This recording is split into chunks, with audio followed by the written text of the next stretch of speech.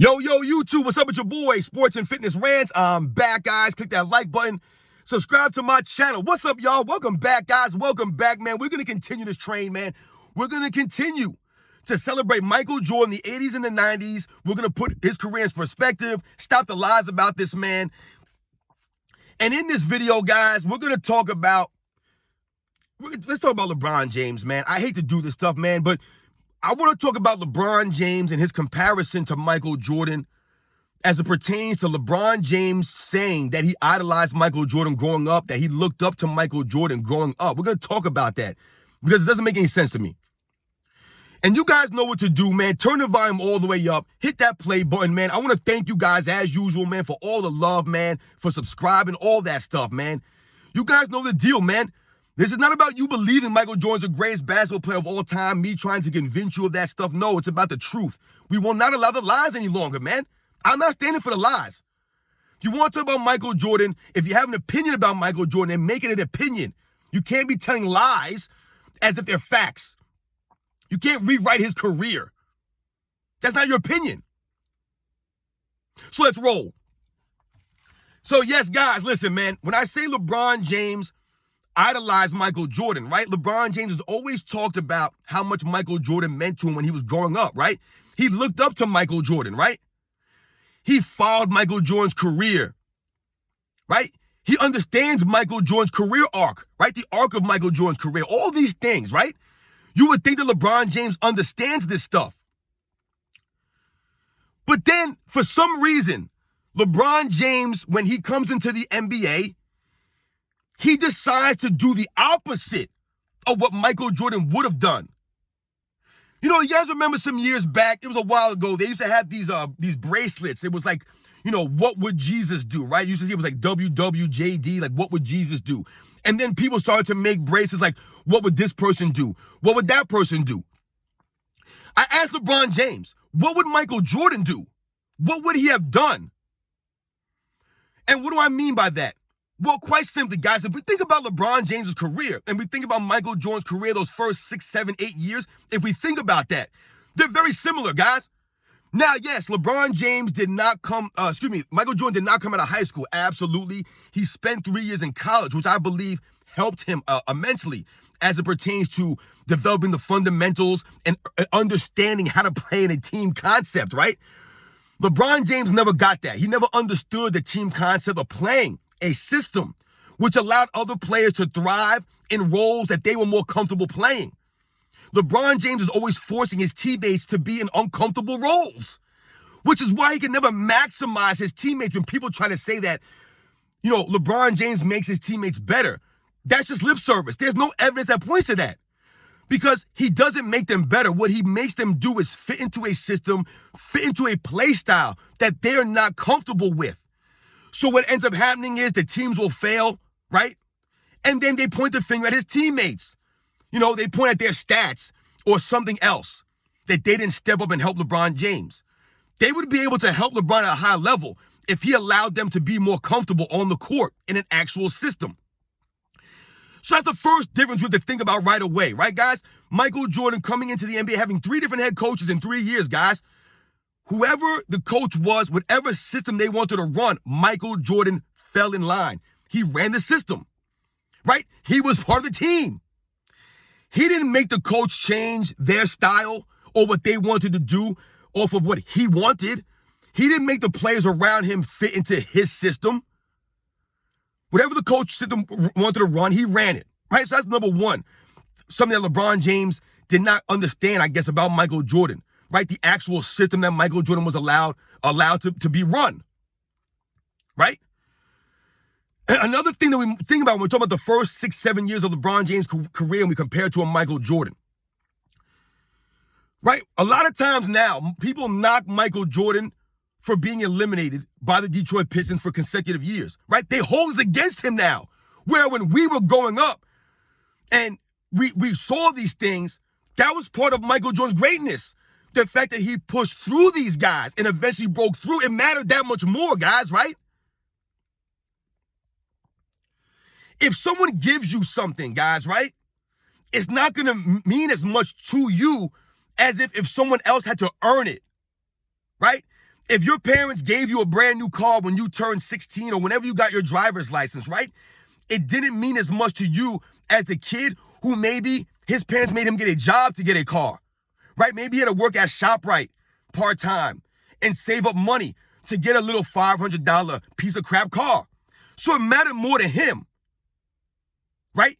He'll treat that car better.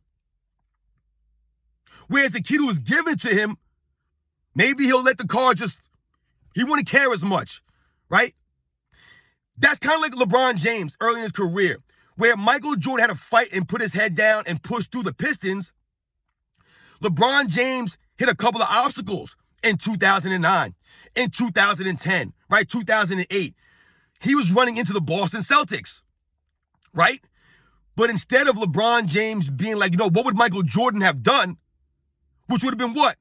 Get into the weight room, improve your game, get the teammates around you better, right? Get on these guys in practice, right? Develop these guys. Push them so you guys are pushing each other. You make each other better in practice. LeBron James didn't do that. He never did that. Which is why I say, if Michael Jordan is your idol and you grew up watching Michael Jordan's career and you saw the things that he was known for doing, why would you not then try to implement that into your strategy to raise your teammates' level, to fit into an actual system to help the people around you be more comfortable? To understand that Michael Jordan had to get beat and beat and beat and beat. He didn't come into the NBA winning. LeBron James, almost you would think that he thought that Michael Jordan came into the NBA winning, a finished product. That wasn't the case. And Michael Jordan had to earn it. He had to develop. He had to push through the Pistons, right? He had to beat these guys by grinding. LeBron James in 2008, 2009, 2010, when he was losing to teams like the Boston Celtics or the Orlando Magic, he did not want to push through year after year after year. So what did he decide to do? He decided to make a change, right? Which a lot of people to this day fault him for, right? Making a move to Miami. So when I say that, what would Michael Jordan have done?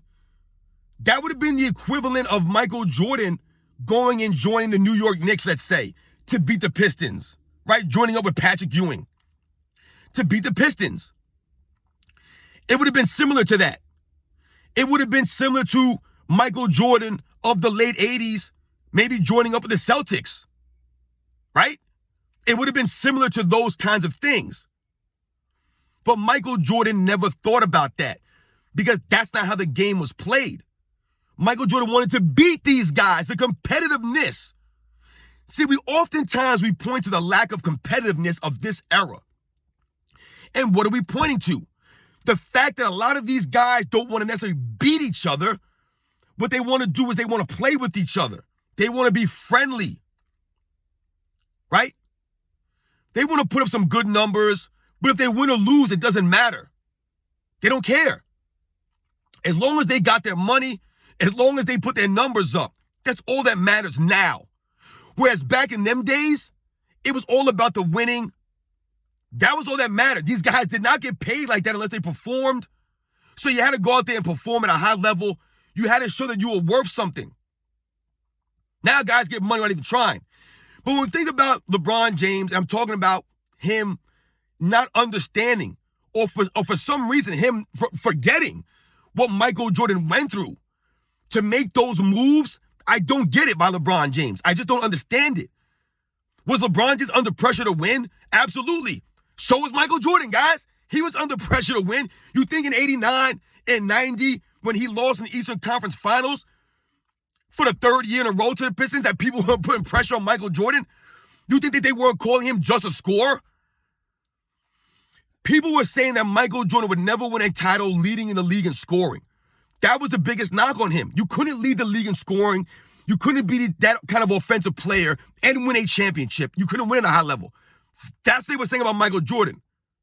He would never win that way. So what did Michael Jordan do? He proved them wrong. LeBron James, I feel like he never proved anybody wrong. If people doubted him beating the Celtics, he never beat them really, guys, right? When people doubted him against the Orlando Magic, he never beat them either. He went to team up with a Finals MVP, with another player in Chris Bosh, on a franchise that was always known for having a certain level of expectations, right? A certain level of integrity in that franchise of Miami Heat. They are a quality organization, guys, from the late 90s all the way to now, right? Led by Pat Riley's tutelage. One of the all-time great minds in basketball history, Pat Riley. So LeBron James leaving Cleveland to go to Miami, that's one thing right there, right? Michael Jordan wouldn't have done that. Okay, we get it.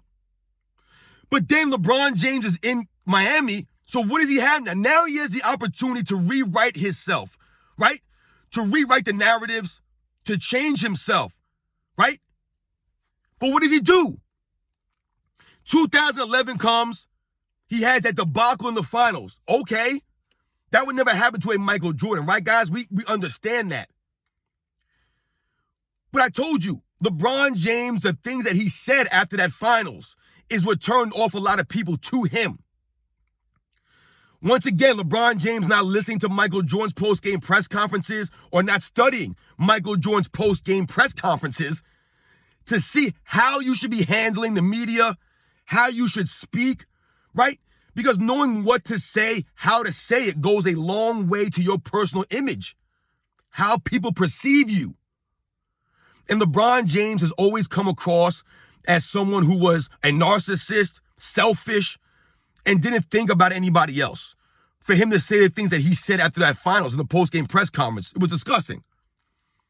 Michael Jordan would never say anything like that. Just because you feel a certain way doesn't mean that you should say these things, guys, right?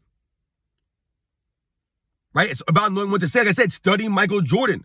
The classiness. Where's the class from LeBron James? It's not on Michael Jordan's level, guys. We think about that entire 4 years in Miami. Going 2-2 in the NBA Finals. After calling, 7, 8, 9 championships. See, all these things that LeBron James was doing, Michael Jordan would have never done that. He would have never went there, went to another team, right? And then proceed to have a show, a concert, where he's sitting there talking about how many championships you're going to win. Let's just win the first one and then go from there, right? That would have been Michael Jordan's mindset. Let's just try to get there. Let's try to get one, guys, and we'll see what happens. But LeBron James out there talking all confident, sticking his chest out. Why? Because he was playing with Dwayne Wade. LeBron James, to me, has always been one of those guys where when he was on Cleveland, he didn't want to fight, right? He's one of those guys that hold me back when they're doing hold him back. But as soon as he went to Miami and he had some backup, now he wants to stick his chest out. Now he wants to go and talk trash to Kevin Garnett or Paul Pierce in the Boston Celtics, right? Now he got something for Dwight Howard and the Orlando Magic. When before that, he wasn't ready to fight. He wasn't down to fight. And that's the thing here, guys. I don't want this video to go long. It's about the fight. Michael Jordan had to fight. He had to battle his way through the Pistons, through the Celtics, through the Sixers. When he first came in the league, the Milwaukee Bucks. And as those years went on, he would get beat time and time again in the 80s, right? But what did that do, guys? I told you guys many times, the Detroit Pistons were a big reason why the Bulls became as successful as they did. They were battle-tested. Battle-tested. That was part of the reason why, no matter what team came along, right? The early 90s Knicks, who were just as tough as the Detroit Pistons, right? The Bulls were prepared for teams like that. It didn't matter who it was. Right? It didn't matter who it was, guys. The Cleveland Cavaliers of the early 90s, the New York Knicks of the early 90s, the Indiana Pacers of the late 90s, the Miami Heat of the late 90s. It didn't matter who it was, guys. Michael Jordan and the Bulls were going to be prepared because they had went through the battles. They'd been there and done that. LeBron James never had to go through the battles over and over and over again. When he was doing it, he left. I believe if LeBron James would have stayed another year, another 2 years on Cleveland, right? I believe they would have broken through. They would have broke through. Michael Jordan couldn't have predicted the Bulls winning 6 championships in the 90s. No one could predict that the Bulls would eventually get through the Pistons and then they would dominate. Michael Jordan didn't know that. He didn't have a crystal ball to see, okay, you know what? All I got to do is tough it out for a couple more years and I'm golden. He never knew that. So in his mind, he never knew when the Pistons were going to be not good anymore or when they were finally going to be able to beat them or if other teams were going to emerge. He didn't know that. All he knew was that he had to continue to get better. That's what he knew, and that's what he focused on. Getting better every single year and having the Bulls get better every single year. And guess what, guys? That's exactly what happened. The Bulls got better every single season. In 1988, they lost in the second round in 5 games. In 1989, they lost in the Eastern Conference Finals in 6 games. In 1990, they lost in the Eastern Conference Finals in 7 games. And in 1991, they won.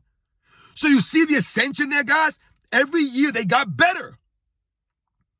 Every year they improved. They got tougher, right? They got more mentally stronger. They developed more team chemistry. LeBron James had the opportunity there in front of him to follow the same career trajectory of a Michael Jordan, to have to go through teams like the Boston Celtics or the Orlando Magic, right? 2008, 2009, 2010. If you guys remember, they were talking about, they were hyping up LeBron James versus Kobe Bryant in the NBA Finals. They were hyping it up, guys, before LeBron James had even gotten there. And what happened? They blew it, right? The Cleveland Cavaliers got beat by the Orlando Magic, and that put an end to the Kobe versus LeBron in the finals.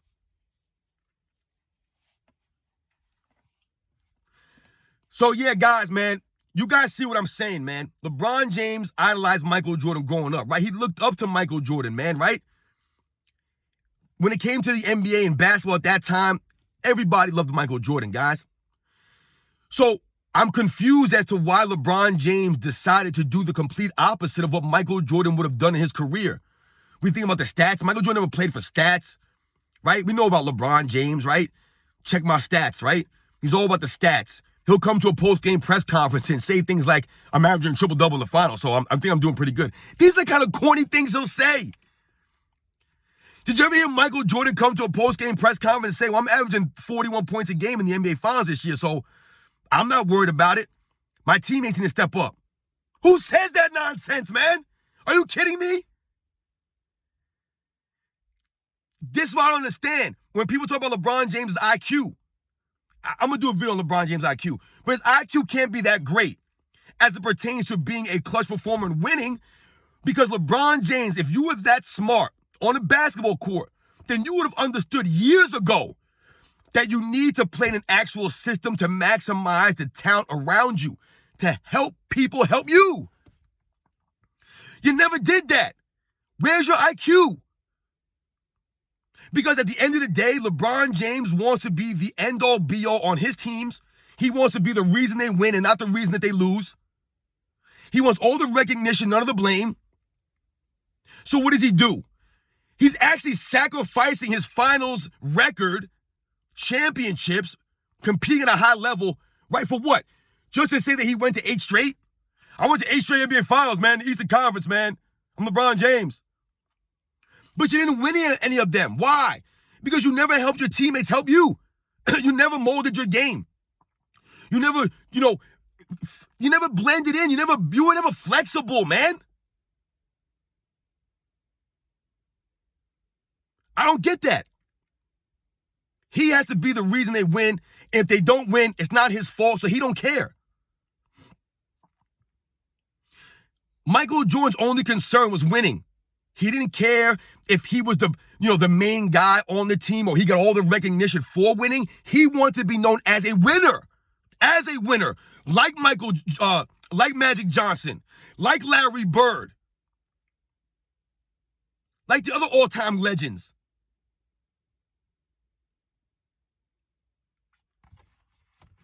LeBron James never seems to get this, man. He never seemed to get that.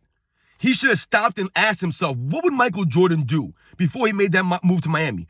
What would Michael Jordan do before he did this? What would Michael Jordan do when he was in Miami? Would he have fit into a system? Would he allowed everyone else to feel comfortable around him, to play with him? Right? Or would he force a Dwayne Wade to have to play off ball, to learn to play off ball? I don't understand it, man. I don't get it. He grew up idolizing Michael Jordan. He grew up watching Michael Jordan's career. And then yet when he plays in the NBA, he does the opposite, literally the opposite of everything that Michael Jordan stood for and did. The opposite. Like I told you, even down to the post-game press conferences are complete opposites of what Michael Jordan would say, how he responds to people's questions, his interactions with the media. He never came to a post-game press conference with a cast on, saying I hurt my wrist or making excuses. Michael Jordan never made excuses. His fan base never made excuses for him. But yet, LeBron James fans always make excuses. He's always covered by excuses. Scottie Pippen never took the blame. Horace Grant never took the blame. Dennis Rodman never took the blame. Tony Kukoc, none of these guys took the blame. Michael Jordan always took the blame. LeBron James never takes the blame. LeBron never takes the blame. Ever. The only thing he's taking the blame for is leaving to Miami. Other than that, I've never heard anybody on ESPN or Fox Sports blame LeBron James for all the trades he makes, for his teams not running a system, for his teams not practicing hard all the time, which we've heard people expose. The opposite of Michael Jordan, right? Practice. LeBron James didn't take practice as serious as Michael Jordan. The evidence is there. This video's gone so long, guys. I'm sorry, man, but you know what the deal, man. LeBron did the opposite of what his idol did during the career. Michael Jordan gave you the blueprint, LeBron. He gave you the blueprint. And you didn't get it, man. It didn't sink in because you wanted to win now. You didn't want to earn it. You wanted immediate success. When the pressure started mounting on LeBron James, he couldn't handle it. Right? When people started pointing the finger at him in 2008, 2009, 2010, couldn't handle it. So he left. And then they pointed the finger at him in 2011. And what did he do? He told all of us to go back to our boring lives and things like that. I'll catch you guys on the next one.